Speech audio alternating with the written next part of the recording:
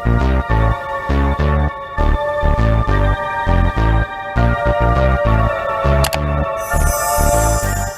I'm back. Today in this video, we're going to talk about what to bring to a pop-up shop.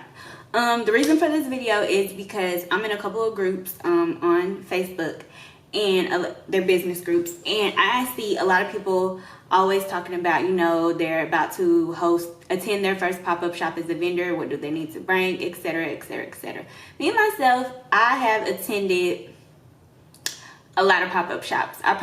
My first pop-up shop, I want to say, was back in 2016, maybe 2015 or 2016 is one of those. I really can't remember, but honestly, they're really the best experience possible. I would have to say, if you have never attended one, try to find someone in your city that hosts them, and you should definitely be a vendor. It's something that anyone in business, if they're trying to get their name out there, is something that they definitely should take part in. You won't regret it. It'll be good for your business, very essential. And yeah, anybody in business, I would encourage them that they do need to attend a pop-up shop or host your own. But if you're not too familiar with how a pop-up shop goes or how to host your own, attend one and then think about hosting your own. I actually hosted my own pop-up shop back in 2017. It was a big event, but it was very stressful to plan. I would have to say, looking back, I probably wouldn't have hosted one that big. I probably would have started with a smaller pop-up shop and then worked my way to add, you know, more vendors along the way. But I have to say that whole process was very stressful, and that is another story for another vlog. But let's get into what you need to bring when you are a vendor at a pop-up shop. First things first, the first thing that you need when you're a vendor at a pop-up shop, you need product. You need product to sell. Whatever you're selling, make sure you have plenty on hand. You need your product. You need business cards. When people are coming up to your booth or your table, and you know, they might not want to purchase with you, but they might want to purchase with you in the future, they need a way to get in contact with you. You need business cards. You need flyers. Another thing that I will offer, discount cards. Like I said, once again, if someone comes to your table, they're not really familiar with who you are, but they may want to shop with you in the future after they get to know you and maybe see your products. Offer them a discount code, like, you know, for first-time shoppers. I know for me, first-time shoppers on my website, I offer them 10% off. 10% off their order with a certain code. Back to you needing product. You need product because people want to look at your items and feel your items. For me, I sell hair extensions, so I can't just go to a pop-up shop passing out business cards and flyers saying that I sell hair, you know, shop on my website, etc., etc. if I don't have product. That's a chance for the customers to look at my hair, to feel my hair, and just to be able to halfway test the quality of my hair before buying. Because if you have product there for customers to look at and feel, that's a 50% chance of them buying from you that day. But like I said, flyers, I would say on your flyers, have a price list. If you sell like multiple things and they can't all fit on a flyer, put like the main things that you sell on a flyer with the price, so you won't have people coming up and ask you, well, how much is this? How much is this? How much is this? Simply hand them a flyer. Business cards, that's where you want all your contact information, your phone number if you have a business phone, your social media accounts, your website.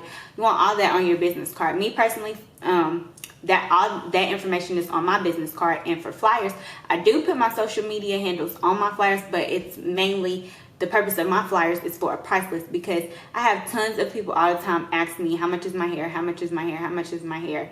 Sometimes I get DMs about it, and in the DMs, I'll send them my flyer, or send them the link to my website. But at a pop-up shop, somebody's not going to want to pull out their phone, go to your website, hand them a flyer. Product-wise, if you're not sure how much inventory you need to have present at your pop-up shop, I would say talk to the person that's hosting the pop-up shop. And before you decide, like, okay, yeah, I'm gonna be a vendor, ask the host lots of questions. You want to ask them, is this their first pop-up shop?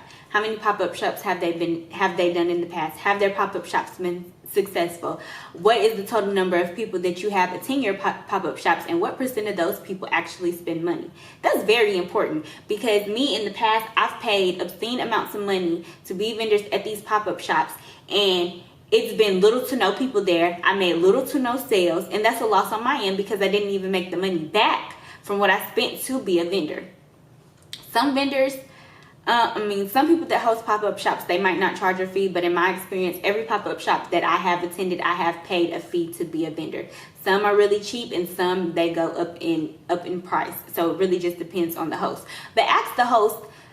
You want to ask the host many questions. Ask them how long they've been doing it, because you don't want to just sign up as a vendor, pay your money, and then the pop-up shop not be successful, because one, you didn't get your business out there. Two, you didn't even make the money back that you spent to be a vendor at the pop-up shops. So, and if the host gets mad about you asking questions, then that means that you don't need to be a vendor there. You need to know what you're signing up for, and you don't want it to be a waste of your time.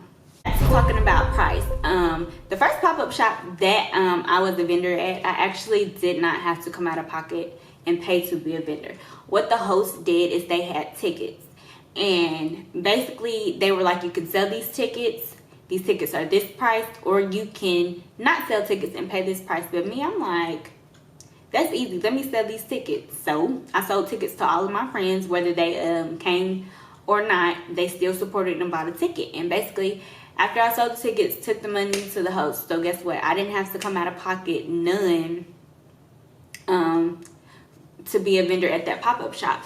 So like I said, like every host is different. For me, when I hosted my pop-up shop, like I said, that's another story for another vlog. I actually did the ticket thing because I just felt like it would be easier, because maybe people might not have the money at the time that you need the money by. So, I mean, why not sell tickets? It's just easier. You're not coming out of pocket, and that is, by you selling the ticket, that's more people that you know are going to attend the pop-up shop. Because I would say nobody's finna pay no money for something they're not going to attend. Me personally, if I'm going to pay some money, if I'm buying a ticket to a pop-up shop, I'm going to attend. I'm not going to let my money go to waste. Some pop-up shops, they don't charge entry, and some do, but that's another story for another vlog as well. Okay, so you got your inventory, you got your business cards, you got your flyers. Let's get into what you're gonna need next. How are you decorating your table? Hair vendors, do you have hair stands? Clothing vendors, do you have racks for your clothes? You want to make everything look presentable, and you don't want to just junk everything onto your table or onto your booth. Do you have, you're gonna need a step and repeat, something that your business name is all over it, right behind your booth. You're gonna need a step and repeat. You need bags, gift bags. If people are purchasing stuff, they don't want to just walk with their stuff in hand. You need to have them a bag. For people who, make sure you have cash on hand. Just for people who pay in cash, they might need change, and you don't want to be like, oh, I don't have any change. So make sure you have cash for people who pay in cash and they might need change. Square. Make sure you have a Square. You can order Square off Amazon. Use that for people who are going to use credit card transactions. The Square costs little to nothing. I think under $10 on Amazon. You get it in the mail. You set it up. You're going to need that. Like I said, it's so much stuff that you could need for the pop-up shop. I could go on and on about all the stuff you need, but for me, I have my flyers, I have my business cards, I have my product, I have gift bags.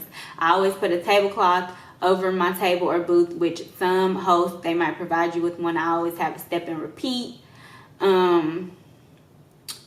It's honestly so much, I can't really give you everything on top of my head. And with this vlog, what I wanted to do was I wanted to have everything here on the table to show y'all what I usually have at pop-up shops that I attend. But what I'm going to do at the end of this vlog, I'm going to show you some videos of how my tables have looked over the years at different pop-up shops that I have been a vendor at. I started, I want to say maybe a year or so ago. That's probably when I attended my last pop-up shop. I had little knickknacks for sale. I was selling you want to have things to sell. I was selling miniature edge controls, and I was selling lashes. And what I did is I had a model sitting on each side of my table, and when people were walking by, I was putting one model's lashes on, and then I was laying another model's lashes with edge control, so when they can actually see it on the person, they be like, hey, they'll lay her edges, or hey, her lashes look good. How much is this? How much is this? I want to buy. So I would say it'd be essential to have live models. If I do plan on attending any more pop-up shops, I actually want to, since I'm getting back into styling, I actually want to be maybe doing a model's hair while the pop-up shop is going on, just so people can see me installing my hair on a hair model, so they can look and feel, and then, you know, just see how the style turns out. There's so many things you can do at a pop-up shop. So many things. Another thing that you can do, have a giveaway. Maybe the 5th person at your table might get a 50% off discount code, or a 25% off discount code, or the 100th person that walks through the door, they might get some type of discount, or do a raffle. Have people purchase maybe $1 tickets, and if they pull that number, they get free hair, free lashes, free bags, free clothes, whatever it is that you sell. And so much that you can do to make a pop-up shop fun. Just be creative. I know the first pop-up shop that I attended, I had cupcakes at my table, so every person that walked by, I gave them a cupcake. It has nothing to do with hair, but guess what? They're gonna be like, oh yeah, I want a cupcake. Ooh, but let me see. Ooh, what kind of hair is this? What kind of hair is that? I'm gonna grab their attention and pull them right in. Oh, free cupcakes. Now look at this hair that I have on this table. But like I said, there's so much that you can do. When you're a vendor at a pop-up shop, you just have to be creative. I know with me, a lot of times I used to Google like booth setups, so I could just see how to set up my own stuff. But like I said, there's so much that you can do at a pop-up shop. But make sure you have your product. Product is number one. Your flyers, your business cards. You want to have cash on hand. You want to have a square. You want to make your table look very, very, very presentable. You want to make sure that you're very presentable, and you want to make sure that you're engaging with the people at the pop-up shop. Don't just be sitting behind the table and waiting for someone to come up to you and talk to you. Engage while you're there before it's getting extremely packed. Go around to each vendor and give your business cards to them, because you never know, they might be interested in your product. And if there are a few people that are already at the pop-up shop, go ahead and pass your marketing materials along to them. But like I said, just be creative. It's so much that you can have at a pop-up shop, but you just want to have your the main things to make it successful and to make that sale. Because the goal is not necessarily to make a sale, but I would say the number one goal in being a vendor at a pop-up shop is to network as much as you can, because people come all over to attend pop-up shops. So you want to network as much as you can and get your name out there. Because if they don't shop with you that day, trust me, eventually they will shop with you. And that's all I have for this vlog. If you have any questions, leave your comments in the comment section. But like I said, at the end of this vlog, I will post some pictures and videos of how my tables have looked in the past from pop-up shops that I've been a vendor at. And till the next vlog.